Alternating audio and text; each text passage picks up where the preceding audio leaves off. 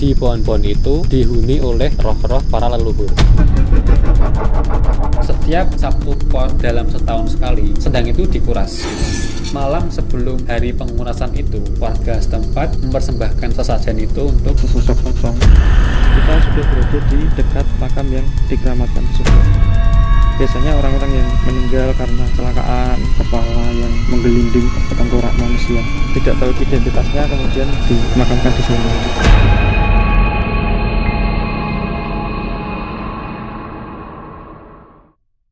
Welcome to Someday. Kembali lagi bersama kami bertiga ya. Kali ini kami lagi berada di tempat pemakaman yang terkenal di Ambarawa, lebih tepatnya di pemakaman Dangkal.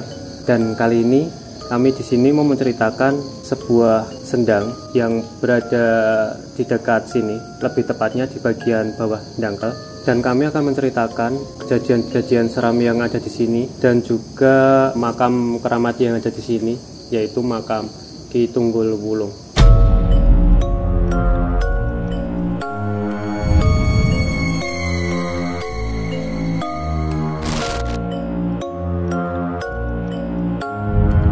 Sebelum kita menceritakan tempat pemakaman yang ada di sini, kita mau menceritakan dulu sendang yang ada di bawah makam ini ya.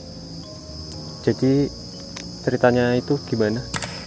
Jadi di bawah makam ini itu terdapat sebuah sumber air yang dijadikan sendang, di mana sumber air itu terus mengalir walaupun di musim kemarau. Lalu di sekitar sendang itu terdapat pohon-pohon tinggi yang menjulang tinggi seperti pohon beringin, pohon karet, dan pohon-pohon lainnya. Akarnya bergelantungan panjang sampai bawah, menjadikan nuansa dari tempat itu menjadi seram. Bahkan warga setempat mempercayai kalau di pohon-pohon itu dihuni oleh roh-roh para leluhur.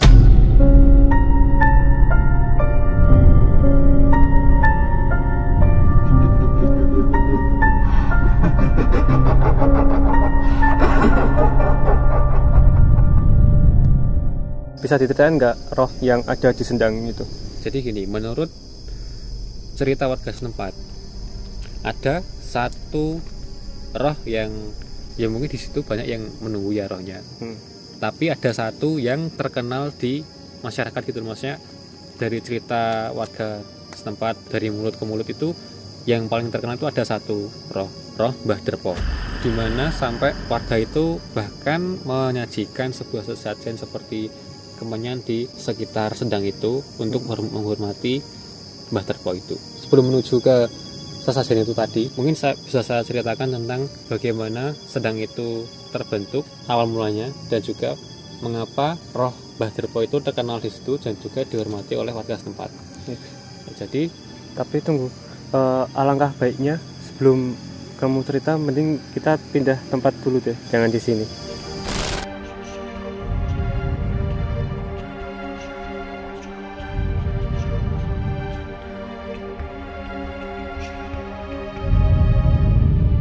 Kita pindah di sini karena di bawah tadi suasananya nggak enak ya. Kita jadi pindah ke tempat yang lebih aman biar lebih tenang kitanya juga. Lanjut ke cerita tadi tentang Mbah Derpo. Jadi tadi ceritanya gimana?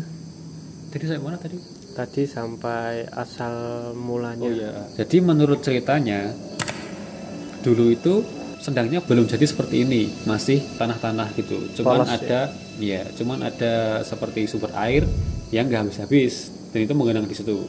Nah, Mbah Derpo melihat itu, dia berinisiatif untuk menggali tempat itu. Siapa tahu kan bisa menjadi sumber air yang bisa dimanfaatkan oleh warga setempat. Nah, terus ya benar saja, ternyata juga setelah digali itu, ya memang benar airnya bisa menggenang banyak itu loh. Jadi bisa digunakan oleh warga setempat lah, intinya gitu.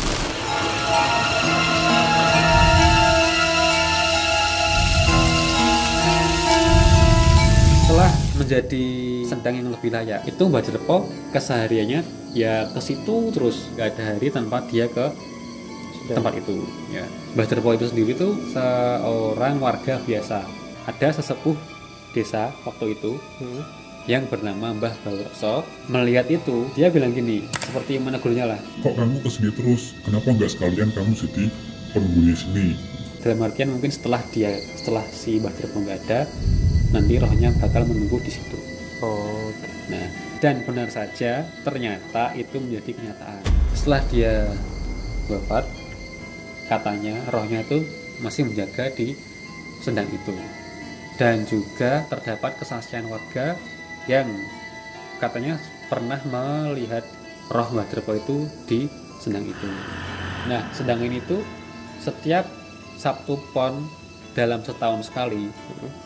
Jadi dalam setahun itu kalau ada Sabtu Pon sekali dalam setahun itu maksudnya. Ya, nah, itu tuh sendang itu dikuras. Malam sebelum hari pengurasan itu, warga setempat mempersembahkan sesajen itu untuk Mbah Derpo. Ya, sesajen seperti kemenyan atau bunga-bunga atau apalah, saya kurang paham itu ya. Nah, itu tuh tujuannya untuk menghormati Mbah Derpo. Ya mungkin karena Mbah Derpo yang membuat atau yang menemukan sendang itu ya, mungkin seperti itu. Oh, jadi kesimpulannya itu berarti Mbah Derpo itu warga biasa yang kebiasaannya ke sendang itu dan akhirnya menjadi penunggu Ya. sendang itu ya. Terus makam ini ceritanya tuh gimana ya?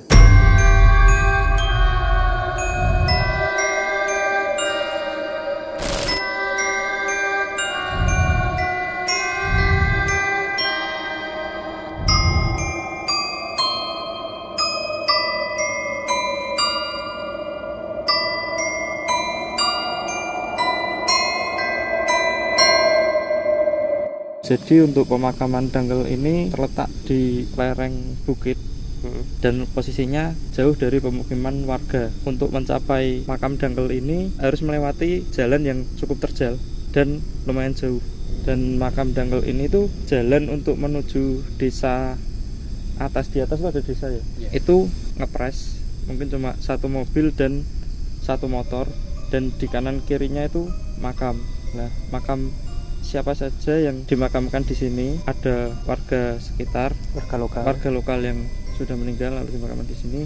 Ada juga orang yang tidak ada identitasnya. Biasanya orang-orang yang meninggal karena kecelakaan, tidak tahu identitasnya, kemudian dimakamkan di sini.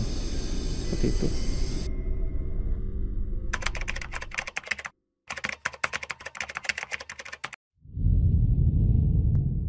Mungkin itu karena luas itu ya.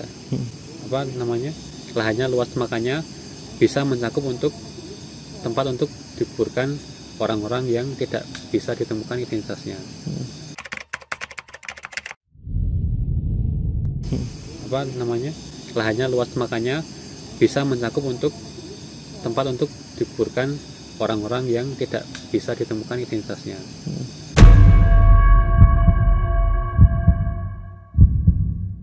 Untuk makam keramat di sini ada nggak ya? Untuk makam yang dikeramatkan di sini, kita sudah berada di dekat makam yang dikeramatkan tersebut, yaitu makam Ki Tunggul Wulung. Dan ini kita bisa lihat di samping kanan kita ada makamnya Ki Tunggul Wulung.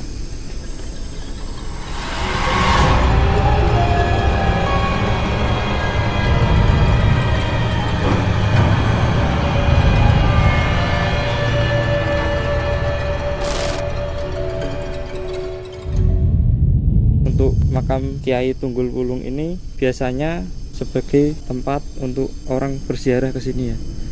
Dan ada beberapa orang yang memberikan sesaji berupa uang koin dan sebagainya. Biasanya para peziarah itu hadir ke sini itu di malam Selasa Kliwon dan Jumat Kliwon. Mungkin itu karena itu ya, harinya mungkin yang dirasa lebih manjur mungkin, apa gimana gitu ya. Ya mungkin hari yang lebih tepat spesial untuk iya mungkin mengirimkan doa. Enggak apa-apa. Hutan. Karena posisinya sudah mau hujan, iya, ini mau mungkin deras kita akan pindah tempat. ya. Oke. Daripada kita gosan di sini, yuk pindah ke bawah.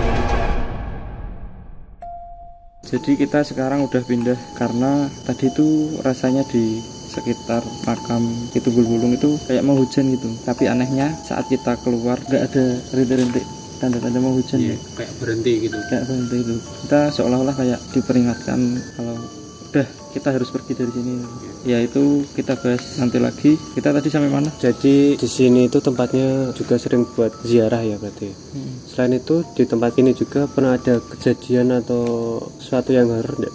Kalau menurut warga sekitar ya, Pak, menurut warga sekitar itu ada yang pernah diperlihatkan sesosok pocong, ada juga kepala yang menggelinding, cuma kepala saja, ada juga yang diperlihatkan tengkorak manusia.